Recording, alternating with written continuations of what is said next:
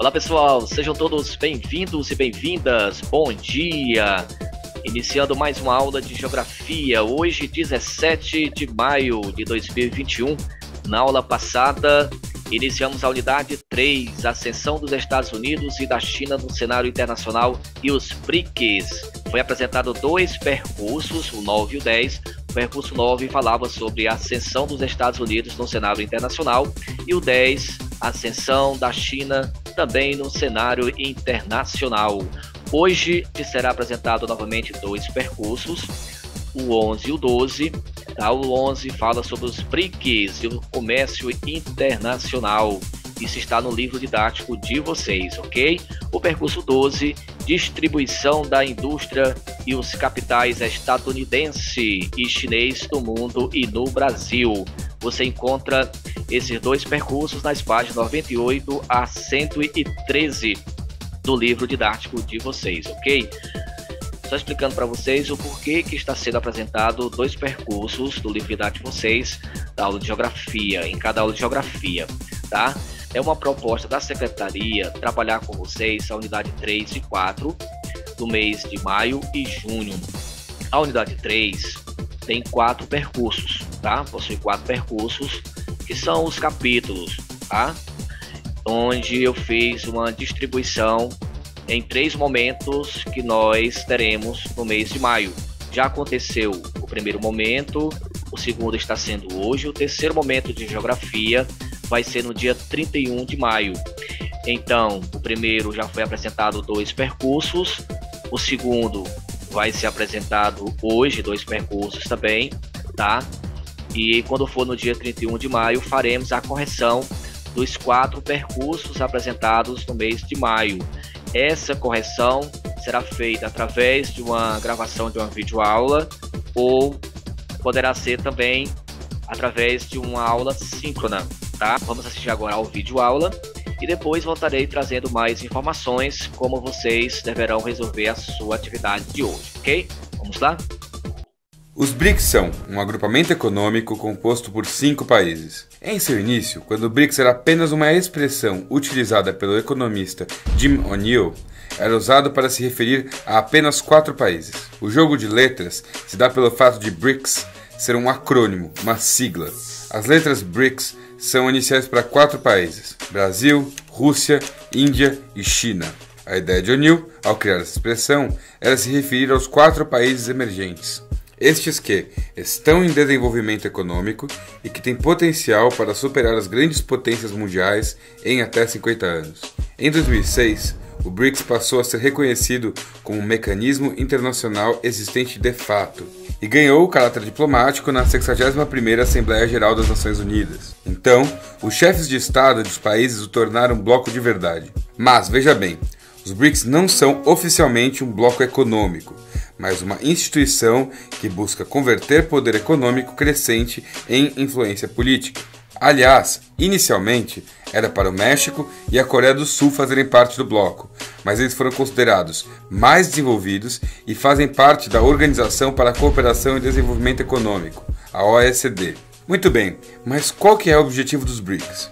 Em primeiro lugar, transformar-se em uma instituição de fato, criar um bloco de reservas emergenciais para socorros econômicos, fortalecer em conjunto suas economias visando a cooperação mútua e cooperar nas áreas técnica, científica, cultural e acadêmica. Os BRICS tiveram sua primeira reunião de cúpula em 2009, em Ekaterimburgo, na Rússia, e a partir de então realizou cúpulas, reunindo os chefes de Estado anualmente. Mas, como já dissemos, a organização não ficou apenas com os 4 países, pois em 2010 a África do Sul recebeu um convite formal da China para ingressar no BRICS. A entrada da África do Sul foi um caso curioso, segundo o próprio Jim O'Neill. Não que ele achasse que o país não tem capacidade para entrar no bloco, mas ele não esperava que isso acontecesse tão cedo. Afinal, a economia da África do Sul representa o equivalente a 1/4 da economia russa, por exemplo. E apesar de que, no quadro econômico do continente africano em geral, a África do Sul seja um gigante, ainda é uma economia muito aquém dos demais BRICS. Entretanto, apesar de fazer pouco sentido comercial para o bloco, faz muito sentido politicamente para a China.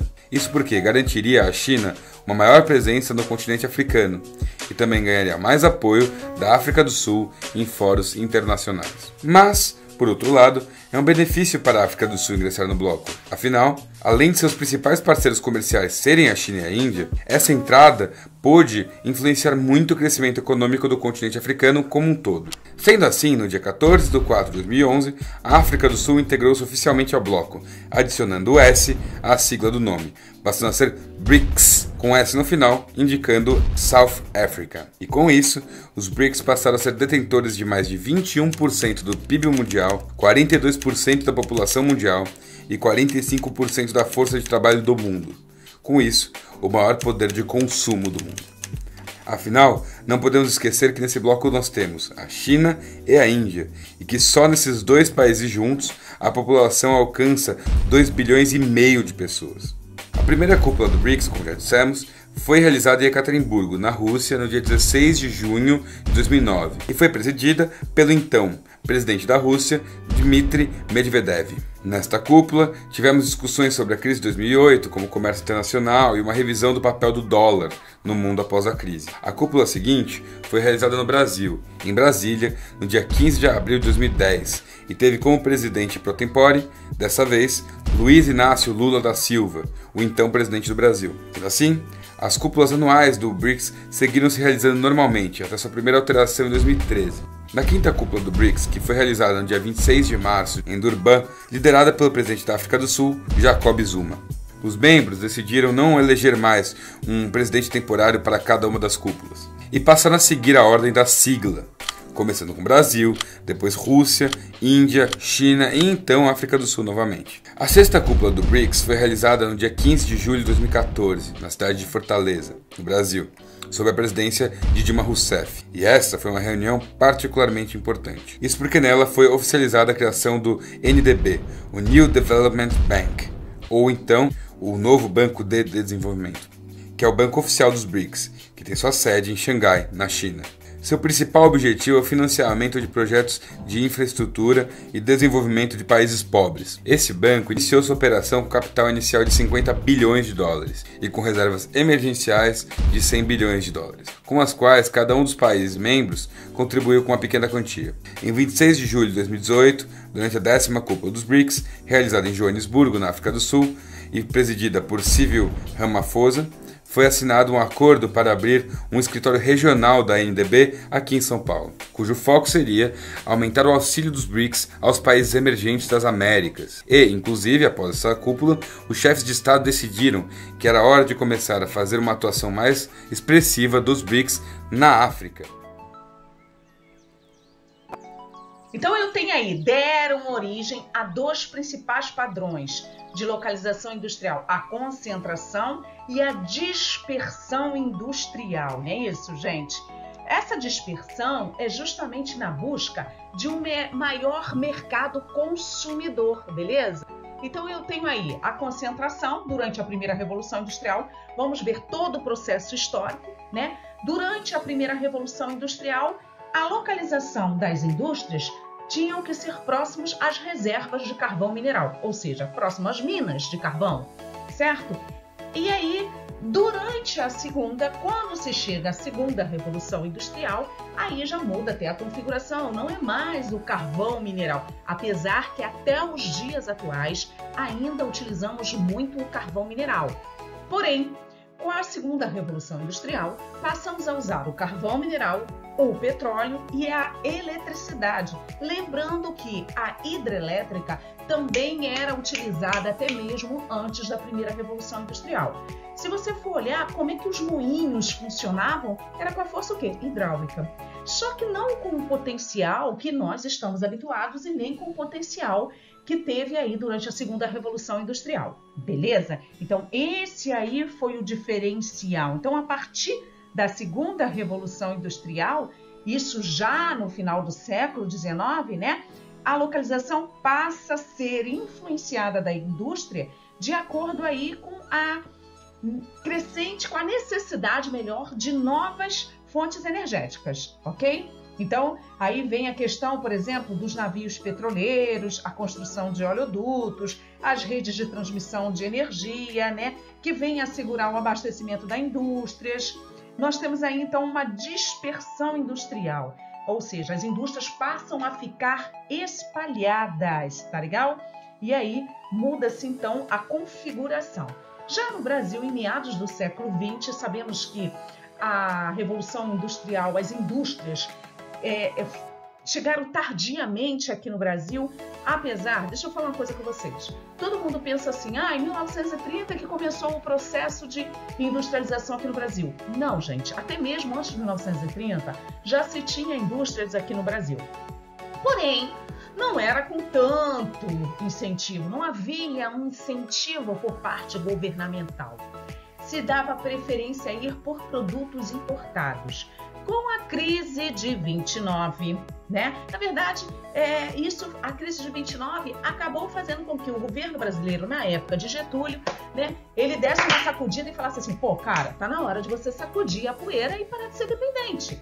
Né? E é quando então, matéria que vocês já estudaram, Getúlio então passa a incentivar a indústria nacional, né? Principalmente a indústria de base, né? E aí é que vem a questão aí, né? Ocorre uma expansão capitalista, né? Principalmente o Brasil aí entra nessa questão aí dessa participação de ter indústria, instalação de multinacionais, na época chamada de transnacionais, e comércios e serviços aqui no país, ok? Qual foi o estado, né? Nós temos aí São Paulo e Rio. Afinal de contas, eu falei que toda a indústria, para se instalar, ela procura uma boa localização geográfica no espaço. E o que seria essa boa localização? Galera, eu falei, né? Rodovia, aeroportos, portos, né? Ferrovias. Cara, quais 2 cidades do país que já tinham essa infraestrutura, que já tinha questão de eletricidade, né? Então, que interessava, que já tinha mercado consumidor, que apresentava mão de obra já qualificada. Era quem? Rio e São Paulo. Então, ela se tornou aí a menina dos olhos de todas as indústrias. Por isso, essas 2 cidades são consideradas metrópoles, né? Aí, principalmente São Paulo, metrópole global, uma forte influência dentro da questão capitalista mundial.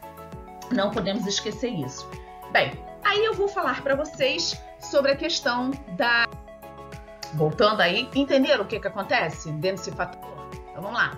Nos casos aí, capitais estadunidenses, chinês no mundo e no Brasil, é o que eu acabei de falar. Gente, África. E professora, mas eu tô sabendo que o continente africano tem pobreza pra caramba. Claro que tem. Na parte central, a África do Sul está crescendo. Tanto é que a China... Caraca, quando a gente falou sobre os BRICS, eu já disse isso, né? Tanto é que a China fez questão que a África do Sul entrasse. Por quê? Apresenta mão de obra qualificada, apresenta mercado consumidor. Gente, sabe aquele produto Xiaomi? Se você for aos países do continente africano, você acha que é a Apple que está tomando conta? Não, lindinho, é Xiaomi. São eles que estão tomando conta, tá? Por quê? O mercado consumidor, ele está apresentando um produto mais barato do que o norte-americano, então começa a corrida comercial. No próprio Brasil, eu tenho muitos colegas que já têm o celular, tem tablet. Pô, cara, tem vários produtos aí, não só no Brasil, como nos países da América Latina. Mas nos países do continente africano, então na África do Sul, bomba! Galera, se você for pegar aí qualquer produto nosso, você vai ver made in China. Eu falei isso em sala de aula, tá? Então isso é um regime de flexibilização de produção, tá? Vai buscar aonde tem o melhor mercado. Olá pessoal, ciente que vocês assistiram ao vídeo aula até o final, agora vocês vão fazer o aprofundamento no seu livro didático. Então pegue o seu livro, abra na página 98 e faça a leitura até a 113, ok? Então faça essa leitura com calma. Vocês têm tempo, tem até as 15 horas para entregar para mim a atividade proposta, ok? Então a atividade vai estar lá na sala do Classroom. Então você já sabe procurar lá o tópico Geografia do professor Silvandir. Bem próximo ao tópico Geografia já está a atividade datada no dia de hoje, atividade do dia 17 de maio de 2021. Bom, então faça a sua atividade com qualidade. Qualquer dúvida, entre em contato. Estarei até às 15 horas para ajudar vocês, ok? A todos um forte abraço e até a nossa próxima aula.